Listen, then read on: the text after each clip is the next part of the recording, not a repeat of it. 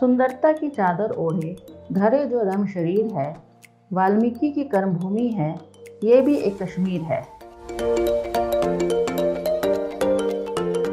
देश के गंगा के मैदानी इलाके के भौगोलिक क्षेत्र में स्थित वाल्मीकि नगर अपने आप में जीता जागता कश्मीर है।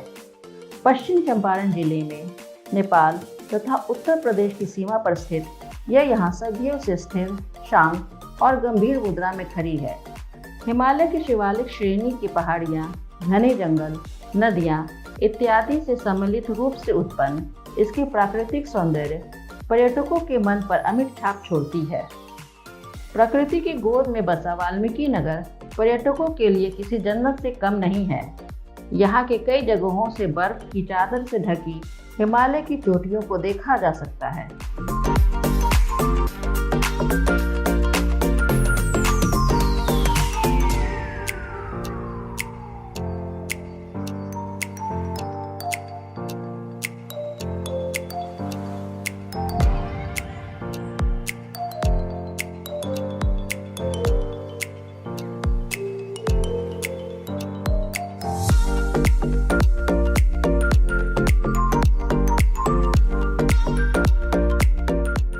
पश्चिमी चंपारण जिले में स्थित यह वाल्मीकि नगर कुल 901 वर्ग किलोमीटर में फैला है, जिसमें वाल्मीकि वन्य जीव अभयारण्य का विस्तार लगभग 890 वर्ग किलोमीटर है। इसी वाल्मीकि वन्य जीव अभयारण्य में लगभग 340 वर्ग किलोमीटर में फैला नेशनल पार्क भी शामिल है। यह अभयारण्य बिहार का इकलौता राष्ट्रीय उद्यान है।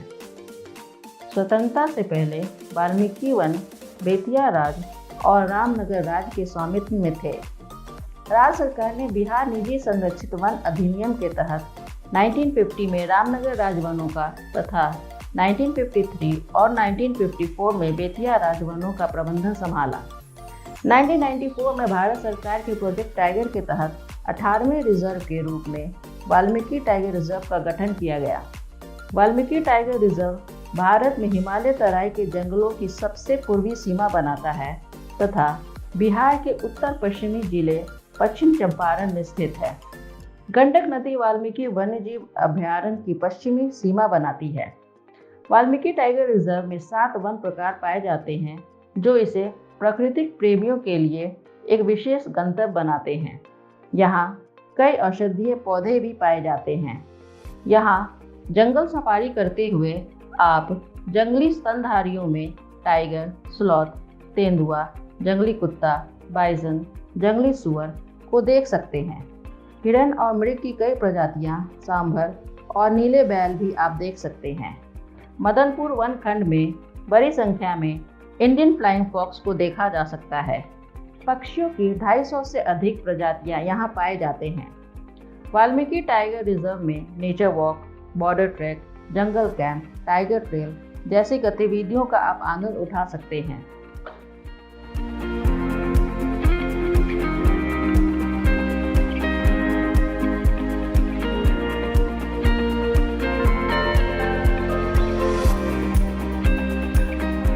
पर्यटकों के लिए यहाँ जंगल सफारी के अलावा चुनिंदा स्थानों पर 2-3 घंटे छोटे ट्रेकिंग की सुविधा है तथा वॉच टावर भी उपलब्ध है, जहाँ से वे वन्य जीवन और प्राकृतिक सौंदर्य को देखने का आनंद ले सकते हैं। यहाँ भारत तथा नेपाल को अलग करने वाली नदी गंडक पर इन दोनों देशों को जोड़ने वाला एक बराज है, जिसे गंडक बराज के नाम से जाना जाता है। इसमें 36 फाटक लगे हैं, जिनमें 18 भारत सरकार और बाकी 18 नेपाल सरकार के अंतर्गत आते हैं। यहीं पर विद्युत उत्पादन का कार्य भी किया जाता है। वाल्मीकि नगर में ही जंगल के बीच आदि शक्ति माँ दुर्गा का एक दिव्य मंदिर स्थित है, जिसे नर देवी मंदिर के नाम से जाना जाता है। ऐसी मान्यता है कि इस मंदिर में नर की बलि देने की प्रथा थी, इसलिए इस स्थान का नाम नर देवी पड़ा है। इस मंदिर के परिसर में यहाँ के 9वें महंत नागेंद्र पुरी की समाधि बनी हुई है। यहाँ के लोगों के लिए यह मंदिर आस्था का प्रमुख केंद्र है। मंदिर में सालों भर भक्तों का आना जाना लगा रहता है, लेकिन नवरात्र के महीने में यहाँ विशेष पूजा अर्चना की जाती है। मंदिर प्राचीन काल में अत्यंत छोटा था। उस समय में एक ही व्यक्ति पूजा कर सकता था। 2013 के बाद यह मंदिर के स्वरूप में विस्तार किया गया।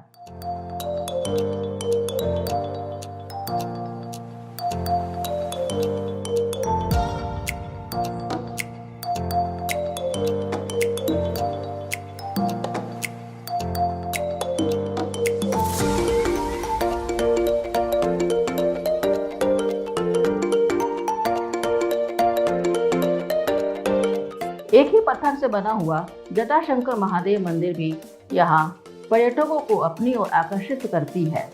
यह मंदिर भगवान शंकर के जटा के ऊपर बना हुआ है।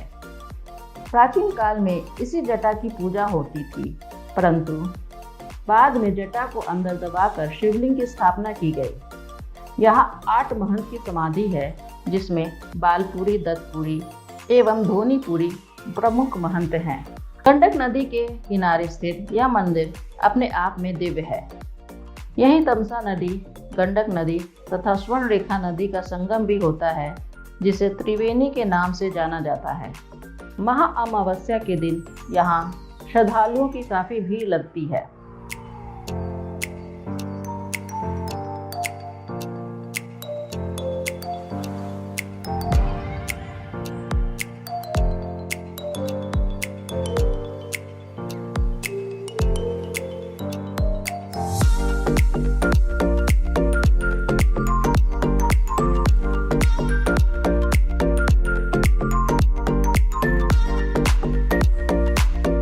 बिहार की राजधानी पटना से लगभग 290 किलोमीटर दूर वाल्मीकि नगर का पुराना नाम भैंसालोटन था, जिसे बाद में महर्षि वाल्मीकि के नाम पर बदलकर वाल्मीकि नगर कर दिया गया। यहाँ बस सेवा एवं रेल सेवा के द्वारा आसानी से पहुँचा जा सकता है। यहाँ की प्राकृतिक छटा अद्वितीय है। यहाँ का शांत वातावरण मन मोह लेती है तथा कल कल करती नदी की धाराएं निरंतर आगे बढ़ते रहने का संदेश देती हैं।